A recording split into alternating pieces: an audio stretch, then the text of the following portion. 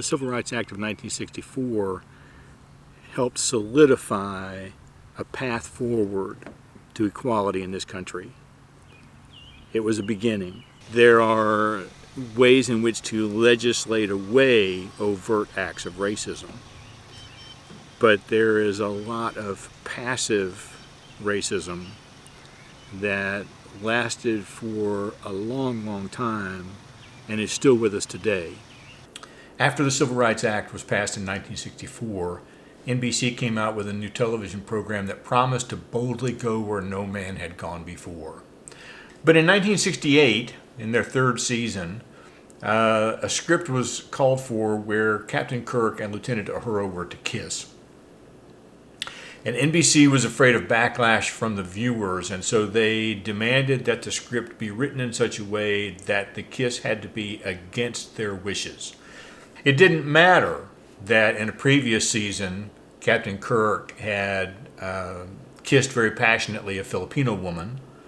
It was a white man and a black woman that created the problem. Let me give you another example. So I grew up in the 60s and 70s, and a lot of the passive racism of the 60s and 70s went right over my head as a white person. Just going to be honest, it did, right over my head. I grew up watching the Flintstones, the Jetsons, maybe a little later on Scooby-Doo, and some other cartoons where almost all of the characters were white.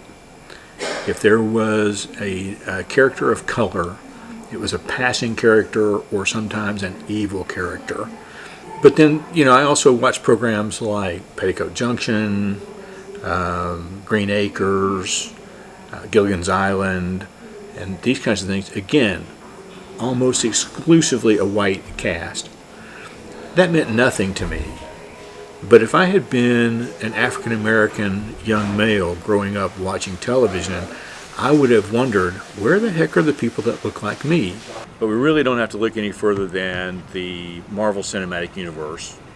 23 of the greatest movies ever made, in my opinion, as far as entertainment goes. Black Panther has finished second overall as the highest grossing movie out of the 23 in the franchise. It has finished third overall in total box office receipts when you adjust for inflation. It has finished fifth overall when you look at global box office receipts, but out of being number 5, it is the highest grossing movie focused on a single Marvel Cinematic Universe character, the Black Panther.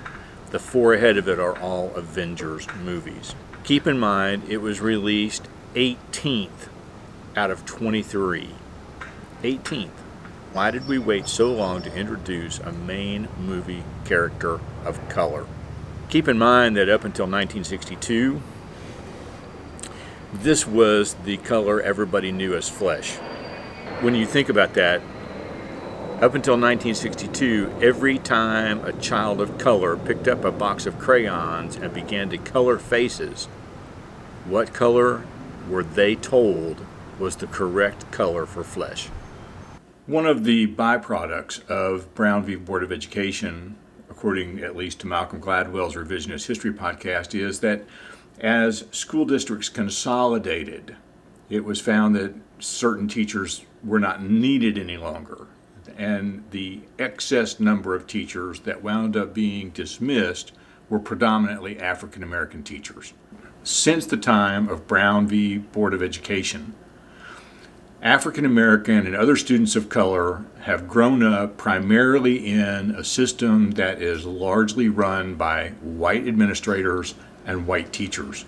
And they look around the classrooms and they think, where are the people who look like me? How do we accommodate for that? How do we take care of that as a concerned teacher?